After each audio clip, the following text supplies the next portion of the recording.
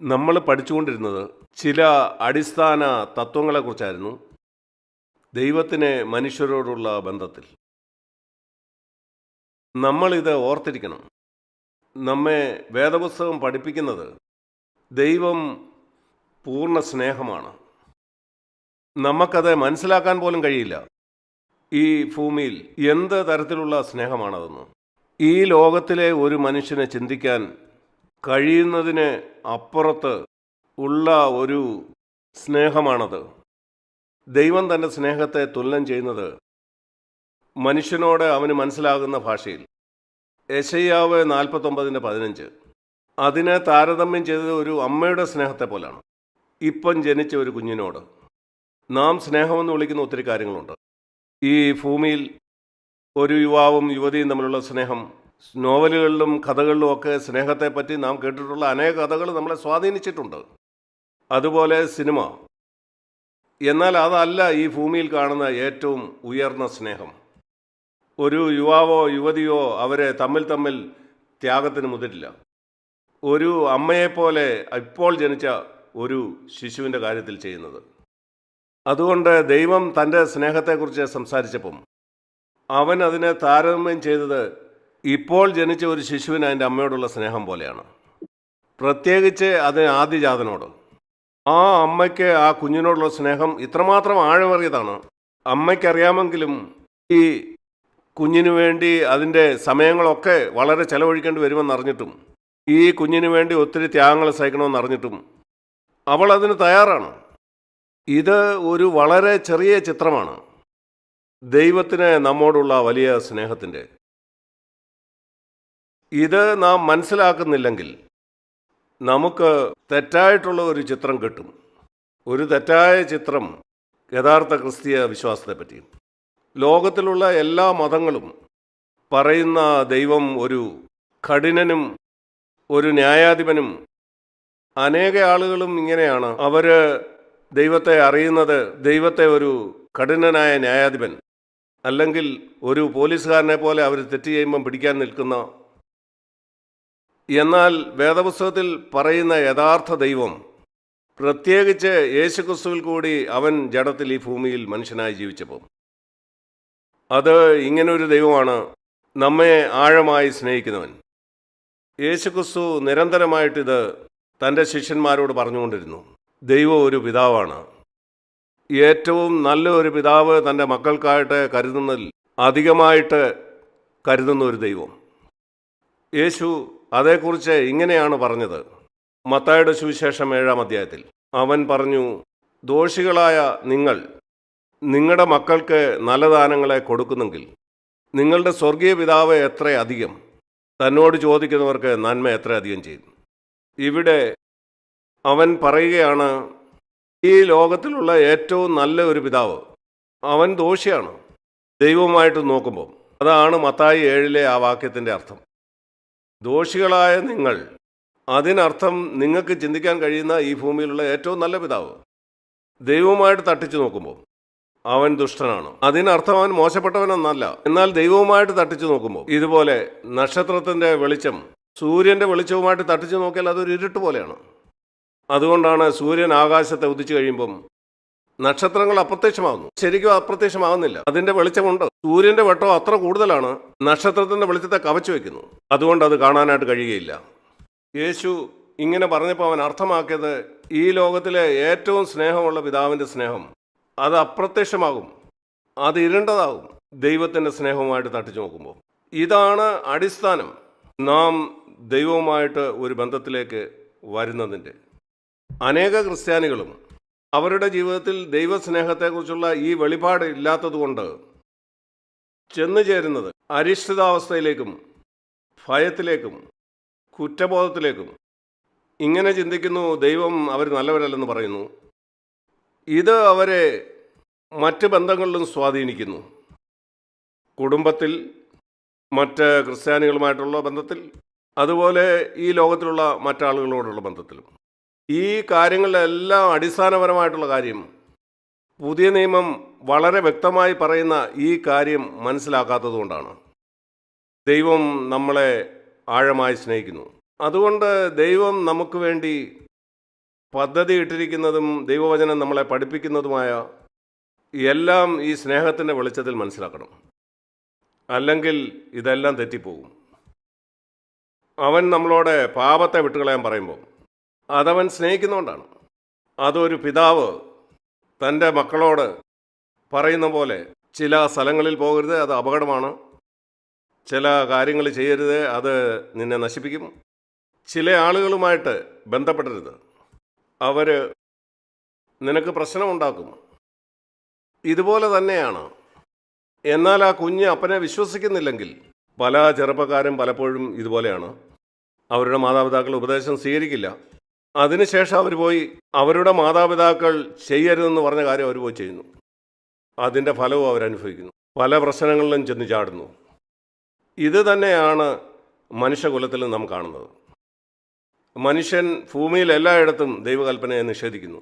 ദൈവവചനത്തെ അവനെ അറിയാം എന്ന് ചിന്തിക്കുന്നു. ഈ ഭൂമിയിലുള്ള എല്ലാ പ്രശ്നത്തിനും കാരണം അതാണ്. അതുകൊണ്ട് ദൈവം നമ്മളോട് തിരിഞ്ഞ് മാനസാന്തരപ്പെടാൻ പറയുമ്പം അത് നമ്മുടെ നന്മയ്ക്കാണ്. അവനെ വിശ്വസിക്കാൻ പറയുമ്പം നമുക്ക് നന്മയായിട്ടുള്ള പാതയിലൂടെ അവൻ നമ്മെ നടത്തും. അത് നമ്മുടെ നന്മയ്ക്കാണ്. വിശ്വാസത്തിൻ്റെ അർത്ഥം അത് ദൈവത്തെ ആശ്രയിക്കുന്നതും അതുപോലെ അവനിലുള്ള ഉറപ്പുമാണ്. ഞാൻ ദൈവത്തോട് പറയുന്ന, കർത്താവേ, ഞാൻ നിന്നെ വിശ്വസിക്കുന്നു പൂർണ്ണമായും. ഞാൻ നിന്നെ പൂർണ്ണമായിട്ടും ആശ്രയിക്കുന്നു. എനിക്ക് നിന്നെ വിശ്വാസമാണ്. വിശ്വാസം ഇതും കൂടെയാണ്. അത് ദൈവത്തിൽ ചാരുന്നതാണ്, ബലത്തിനായിട്ടും ശക്തിക്കായിട്ടും. ഈ ക്രിസ്ത്യ ജീവിതം ജീവിക്കാൻ നമുക്ക് വിശ്വാസത്തെ ഇങ്ങനെ പറയാം: നമ്മുടെ മാനുഷിക വ്യക്തിത്വം ദൈവത്തിൽ അർപ്പിച്ച് പൂർണ്ണ ഉറപ്പോടെ അവൻ്റെ സർവശക്തിയിൽ, അവൻ്റെ പൂർണ്ണ ജ്ഞാനത്തിൽ, നമ്മളോടുള്ള അവൻ്റെ പൂർണ്ണ സ്നേഹത്തിൽ. അത് ആണ് വിശ്വാസം. അവനിലുള്ള ഉറപ്പ്, അവനിൽ പൂർണ്ണമായിട്ട് ചാരുന്നത്. യേശു പറഞ്ഞു, ഒരു കൊമ്പ് ഒരു വൃക്ഷത്തിൽ വസിക്കുന്നത് പോലെ അത് അതിൽ വസിക്കുന്നതിൻ്റെ ഫലമായിട്ട് അതിൻ്റെ ജീവരസം ആ കൊമ്പിലേക്ക് ഒഴുകുന്നു. അങ്ങനെ ഫലമുണ്ടാകുന്നു. ഇത് മാത്രമാണ് ദൈവം നമ്മിൽ നിന്ന് പ്രതീക്ഷിക്കുന്നത്. നാം എന്തെങ്കിലും ചെയ്യുമ്പോൾ നമ്മളോട് ദൈവം ചെയ്യാൻ പറയുന്ന പല കാര്യങ്ങളും നമുക്കത് ചെയ്യാനുള്ള ശക്തിയില്ലായിരിക്കും. ഉദാഹരണത്തിന്, ദൈവം നമ്മളോട് പറയുന്നത് നമ്മളെല്ലാവരോടും ക്ഷമിക്കണം. ഒരു പക്ഷെങ്കിൽ ഒരാൾ, അവൻ നിങ്ങൾക്ക് ഒത്തിരി ദ്രോഹം ചെയ്തിട്ടുണ്ട്, എനിക്ക് ചിന്തിക്കാൻ കഴിയുന്നതിനപ്പുറത്ത്, നിങ്ങൾ കണ്ടെത്തുന്നു അവനോട് ക്ഷമിക്കുക വളരെ വളരെ ബുദ്ധിമുട്ടാണ്. ശരി, നിങ്ങൾ എന്ത് ചെയ്യണമെന്നാണ് ദൈവം പ്രതീക്ഷിക്കുന്നത്? നിങ്ങളതിനു വേണ്ടി പോരടിച്ച് അവനോട് ക്ഷമിക്കാനായിട്ട് നിങ്ങൾ ദൈവത്തിൻ്റെ അടുക്കലേക്ക് ചെന്ന് ദൈവത്തോട് പറയുക, ഇതുപോലെ കൊമ്പിന് ഫലം കായ്ക്കാൻ കഴിയില്ല, അത് ആ മരത്തിൽ വസിക്കുന്നില്ലെങ്കിൽ. ഞാൻ കാണുന്നു എനിക്ക് ഈ മനുഷ്യനോട് ക്ഷമിക്കാൻ കഴിയുന്നില്ല, എനിക്ക് ആഗ്രഹമുണ്ടെങ്കിലും. എന്നാൽ ഞാൻ നിന്നിൽ വസിച്ചാൽ വൃക്ഷത്തിൻ്റെ ജീവജലം അതിൻ്റെ കൊമ്പിലേക്ക് വരുന്ന പോലെ നിന്റെ പരിശുദ്ധാത്മാവിൻ്റെ ശക്തി എന്നിലേക്ക് നിനക്ക് ഒഴുക്കാൻ കഴിയും. യേശുക്രിസ്തുവിൽ ഉണ്ടായിരുന്ന അതേ ആത്മാവ് അവൻ ക്രൂശിൽ തൂങ്ങിക്കിടന്നപ്പം ക്ഷമിച്ചതുപോലെ ഏറ്റവും മോശപ്പെട്ട കാര്യത്തെ ഒരു മനുഷ്യൻ മറ്റൊരു മനുഷ്യന് ചെയ്യാൻ കഴിയുന്ന. അവൻ പറഞ്ഞു, പിതാവേ, അവരോട് ക്ഷമിക്കണേ, അവരെന്താ ചെയ്യുന്നതെന്ന് അവർക്കറിയില്ല. അതവൻ പറഞ്ഞത് അവൻ്റെ ഹൃദയത്തിൽ നിന്നാണ്. അവൻ അവരെ സ്നേഹിച്ചു. ഇതേ ആത്മാവ് എൻ്റെ ഹൃദയത്തിലേക്ക് ഒഴുകുമ്പം അത് എന്നിൽ അതേ മനോഭാവം സൃഷ്ടിക്കും. അതുകൊണ്ട് യഥാർത്ഥ ക്രിസ്തീയത ഇതല്ല, സ്വയം പരിശ്രമിച്ച് ജീവിക്കുന്ന ജീവിതമല്ല. വേദപുസ്തകം പറയുന്നു, പഴയ നിയമ കാലഘട്ടത്തിൽ ദൈവം ഇസ്രയേൽ ജനത്തോട് ഇടപെട്ടപ്പം അവൻ അവർക്ക് 10 കൽപ്പനയും ചില പ്രമാണങ്ങളും കൊടുത്തു. പഴയ നിയമത്തിൽ പറയുന്ന ആ 1500 വർഷങ്ങൾ, അതിനെ ന്യായപ്രമാണത്തിൻ്റെ കാലമെന്നാണ് പറയുന്നത്. ആ കാലഘട്ടത്തിൽ ഈ ശക്തിയുടെ സ്രോതസ് ദൈവത്തെ അനുസരിക്കാനായിട്ട് കൊടുത്തിരുന്നില്ല. മനുഷ്യനെ സ്വയം അത് ചെയ്യണമായിരുന്നു. ദൈവത്തിൻ്റെ കൽപ്പനകൾ അവൻ്റെ സ്വന്തം കഴിവുകൊണ്ട് ചെയ്യണമായിരുന്നു. അവന് ഈ പുറമേയുള്ള കൽപ്പനകൾ അനുസരിക്കാൻ കഴിയുമായിരുന്നു. ഇതുപോലെ വിഗ്രഹങ്ങളെ ആരാധിക്കരുത്, അല്ലെങ്കിൽ അപ്പനെയും അമ്മയും ബഹുമാനിക്കുക, സബത്ത് ആചരിക്കുക, കുല ചെയ്യരുത്, വ്യഭിചാരം ചെയ്യരുത്, ഇതുപോലുള്ള കൽപ്പനകൾ ആചരിക്കാൻ മനുഷ്യൻ കഴിയുമായിരുന്നു. ഈ സ്വർഗീയ ശക്തി ഇല്ലാതെ നമുക്കറിയാം, ലോകത്തിലുള്ള അനേകർ ദൈവമില്ലെന്ന് വിശ്വസിക്കുന്നവർ വളരെ നീതിയുള്ളവരാണ് പുറമേയുള്ള ഇങ്ങനെയുള്ള കാര്യങ്ങളിൽ. എന്നാൽ അത് ആന്തരിക ജീവിതത്തിലേക്ക് വന്നപ്പം അവസാനത്തെ കൽപ്പന മോഹിക്കരുത്, ആ കൽപ്പന വന്നപ്പം റോമാലേഖനം 7-ാം അധ്യായത്തിൽ പൗലോസ് പറയുന്നത് തനിക്കത് കഴിഞ്ഞില്ല. മറ്റൊമ്പതും അവന് ചെയ്യാൻ കഴിഞ്ഞു, ഇത് ആചരിക്കാൻ അവന് കഴിഞ്ഞില്ല. കൽപ്പന ദൈവം മനുഷ്യന് കൊടുത്തതിൻ്റെ ഉദ്ദേശം ഈ 1500 വർഷങ്ങൾ കൊണ്ട് നിനക്ക് ഒരിക്കലും ഒരിക്കലും ഒരിക്കലും ദൈവകൽപ്പനകൾ അനുസരിക്കാൻ എൻ്റെ നിലവാരത്തിൽ നിന്റെ സ്വന്തം ശക്തി കൊണ്ട് പുറമേ നിങ്ങൾക്കത് ചെയ്യാനായിട്ട് കഴിയും. പുറമേ വളരെ സാക്ഷ്യമുള്ള ഒരു ജീവിതം ജീവിക്കാൻ കഴിയും. എന്നാൽ ഞാൻ ആഗ്രഹിക്കുന്ന അന്തരംഗത്തിലെ സത്യമാണ് സങ്കീർത്തനം 51-ാം അധ്യായത്തിൽ. ഇവിടെ ദാവീദ് പറയുന്നു, അന്തർഭാഗത്തെ സത്യമല്ലോ നീ ഇച്ഛിക്കുന്നത്. ദൈവം നമ്മളിൽ നിന്ന് ആഗ്രഹിക്കുന്ന ഒരു ധാർമ്മിക ജീവിതമല്ല. നിങ്ങൾ ഒരാളെ പുറമേ സ്നേഹിക്കുന്നു, എന്നാൽ നിങ്ങളുടെ ഹൃദയത്തിൽ അവനെ വെറുക്കുന്നു. അത് ദൈവത്തിൻ്റെ നിലവാരവുമായിട്ട് യോജിക്കില്ല. ദൈവം ആഗ്രഹിക്കുന്നത് സ്നേഹം അത് അകത്തുനിന്ന് ഒഴുകണം. പഴയ നിയമത്തിൽ ഇതൊരിക്കലും സാധ്യമല്ലായിരുന്നു. കാരണം മനുഷ്യൻ്റെ ഉള്ളിൽ അതിനുള്ള ശക്തിയില്ലായിരുന്നു. ഒരു കാര്യം സംഭവിച്ചത് യേശുക്രിസ്തുവിൻ്റെ മരണത്താലും ഉയർത്തെഴുന്നേൽപ്പിനാലും.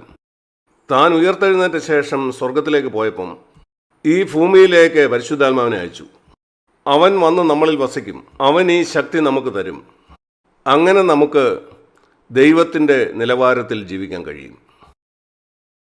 അതുകൊണ്ടാണ് പുതിയ നിയമ കാലഘട്ടത്തിൽ അപ്പോസ്തല പ്രവൃത്തി 2-ാം അധ്യായത്തിൽ പറയുന്ന പെന്തക്കോസ്ത് കാലം തൊട്ട് ക്രിസ്ത്യാനികൾക്ക് ഈ ശക്തി പ്രാപിക്കാൻ കഴിയും, അവരെ പരിശുദ്ധാത്മാവിനാണ് തങ്ങളെ തന്നെ തുറന്നു കൊടുക്കുന്നെങ്കിൽ. അങ്ങനെ ദൈവത്തിൻ്റെ എല്ലാ കൽപ്പനകളും ഉള്ളിൽ നിന്ന് തന്നെ ചെയ്യാൻ കഴിയും. പഴയ നിയമകാലത്ത് ദൈവത്തിൻ്റെ വലിയ മനുഷ്യർക്ക് പോലും അത് സാധ്യമായിരുന്നില്ല. അതുകൊണ്ടാണ് മത്തായിയുടെ സുവിശേഷം 11-ാം അധ്യായത്തിൽ യേശു പറഞ്ഞ് യോഹന്നാൻ സ്നാപകനെ കുറിച്ച് തൻ്റെ ശിഷ്യന്മാരോട് പറയുമ്പം മത്തായി 11-ൽ അവൻ പറഞ്ഞു, 11-ാം വാക്യം, യേശു പറഞ്ഞു, സ്ത്രീകളിൽ നിന്ന് ജനിച്ചവൻ യോഹന്നാനേക്കാൾ വലിയവൻ ആരുമില്ല. അതിനർത്ഥം ആദാം മുതൽ ക്രിസ്തു വരെ മനുഷ്യരിൽ നിന്ന് ജനിച്ച ഏറ്റവും വലിയവൻ യോഹന്നാൻ സ്നാപകനാണ്. എന്നാൽ അവൻ പറഞ്ഞു, സ്വർഗരാജ്യത്തിലെ ഈ പുതിയ രാജ്യത്തിലെ ഏറ്റവും ചെറിയവൻ യോഹന്നാൻ സ്നാപകനേക്കാൾ വലിയവനായിരിക്കും. വേറൊരു വാക്കി പറഞ്ഞാൽ, ഇപ്പോൾ പുതിയ യുഗം തുടങ്ങിയിരിക്കുന്നു. അതിൽ മനുഷ്യനെ വളരെ ഉയരാനായിട്ട് കഴിയും പഴയ നിയമത്തിൽ ജീവിച്ചിരുന്ന വലിയ ദൈവമനുഷ്യരെക്കാൾ. ആദാം മുതൽ ക്രിസ്തു വരെ ജീവിച്ചിരുന്ന എല്ലാ മനുഷ്യരെക്കാളും നാം ഇത് തിരിച്ചറിയണം.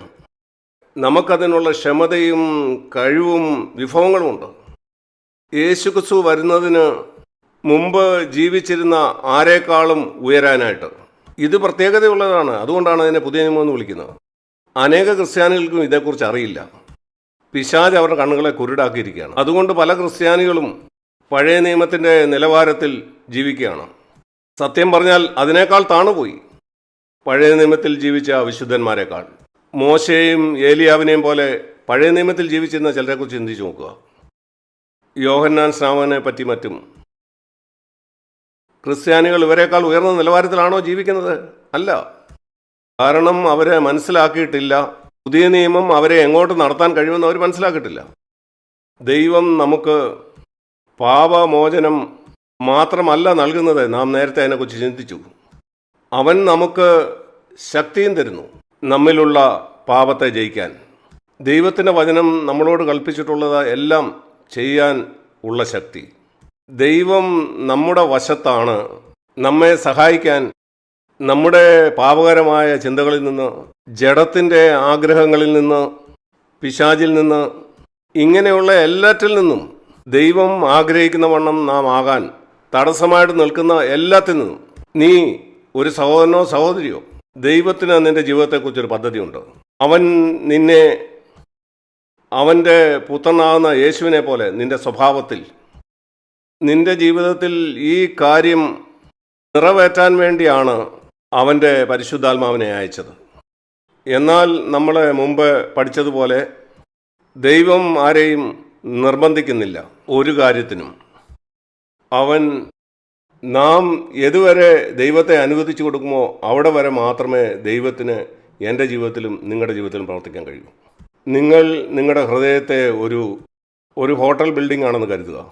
അതിൽ 1000 റൂമുണ്ടെന്ന് ചിന്തിക്കുക. അനേക നിലകളുള്ള ഒരു വലിയ കെട്ടിടം, അതിനുള്ളിൽ 1000 മുറികളുണ്ട്. നിങ്ങൾ ഒരു രാത്രിയിൽ ദൂരെ നിന്ന് ഈ ബിൽഡിങ്ങിലേക്ക് നോക്കുന്നു, അതിനകത്ത് ഒരു മുറിയിൽ വെട്ടമുണ്ട്. നിങ്ങൾക്ക് പറയാം ആ ഹോട്ടലിൽ വെളിച്ചമുണ്ട്, എന്നാൽ ഒരു മുറിയിൽ മാത്രമേ ഉള്ളൂ. അനേക ആളുകളും യേശുവിനെ അവരുടെ ഹൃദയത്തിലേക്ക് സ്വീകരിക്കുമ്പോൾ ഇതുപോലെയാണ്. അവനെ താമസിക്കാനായിട്ട് ഒരു റൂം മാത്രമേ അനുവദിക്കുന്നുള്ളൂ. നിങ്ങൾ ചിന്തിക്കുക, ആ ഹോട്ടലിൻ്റെ എല്ലാ മുറികളും കത്തുന്നുണ്ടെങ്കിൽ എങ്കിൽ നിങ്ങൾക്ക് പറയാൻ കഴിയും ആ ഹോട്ടൽ മുഴുവൻ പ്രകാശിക്കുന്നു.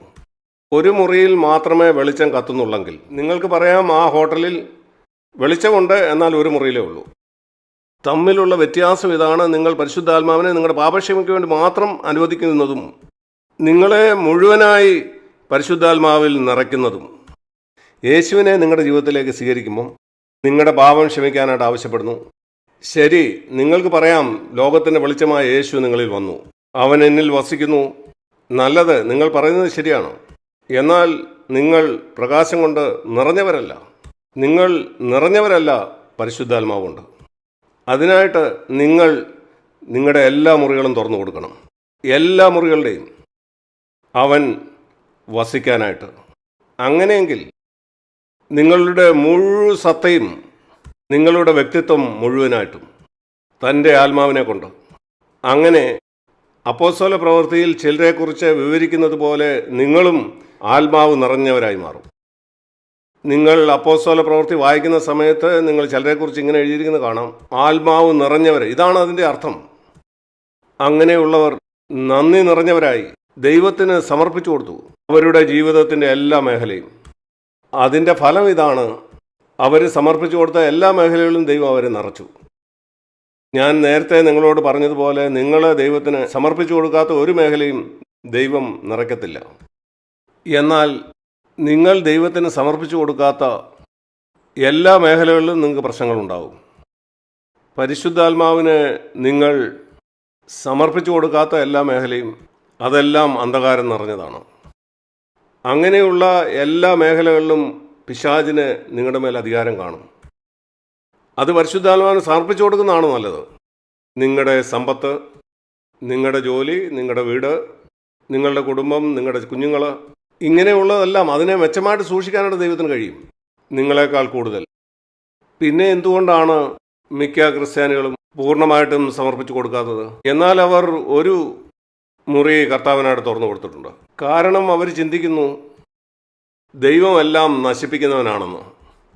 അവർ ചിന്തിക്കുന്നു ദൈവം അവരുടെ ജീവിതം ആസ്വദിക്കാനായിട്ട് അനുവദിക്കില്ല, അവരുടെ ജീവിതം ദൈവം ബുദ്ധിമുട്ടുള്ളതാക്കും, അല്ലെങ്കിൽ ചില പ്രത്യേക കാര്യങ്ങൾ അവർ ചെയ്യണമെന്ന് ദൈവം ആഗ്രഹിക്കുന്നു, അത് അവർ ചെയ്യാൻ ആഗ്രഹിക്കുന്നില്ല. അതവർക്ക് നല്ല കാര്യമല്ല. അതുകൊണ്ടാണ് ആരംഭത്തിൽ ഞാൻ പറഞ്ഞത്, നാം ഈ കാര്യം വളരെ വ്യക്തമായിട്ട് മനസ്സിലാക്കേണ്ടതുണ്ട്. ദൈവം നമ്മെ പൂർണ്ണമായി സ്നേഹിക്കുന്നു. അവൻ ഒരിക്കലും നമ്മളോട് പറയില്ല എന്തെങ്കിലും ചെയ്യാൻ അത് നമ്മുടെ ഏറ്റവും നന്മയ്ക്കല്ലെങ്കിൽ. നമുക്ക് നല്ലതല്ല, നമുക്ക് ഏറ്റവും നന്മയാണത്. സത്യം പറഞ്ഞാൽ വേദപുസ്തകം പറയുന്നു നമുക്ക് ചുറ്റുമുള്ള എല്ലാം ദൈവം കൂട്ടി വ്യാപരിപ്പിക്കുകയാണ്. അത് എല്ലാം നമ്മുടെ ഏറ്റവും വലിയ നന്മയാകാൻ. അവൻ പറയുന്നു, റോമാലേഖനം 8-ാം അധ്യായം 28-ാം വാക്യത്തിൽ, ദൈവത്തെ സ്നേഹിക്കുന്നവർക്ക്, നിർണയപ്രകാരം വിളിക്കപ്പെട്ടവർക്ക് തന്നെ സകലതും നന്മയ്ക്കായി കൂടി വ്യാപരിക്കുന്നു. അത് പുറത്താണ്, നമ്മുടെ സാഹചര്യങ്ങളിൽ.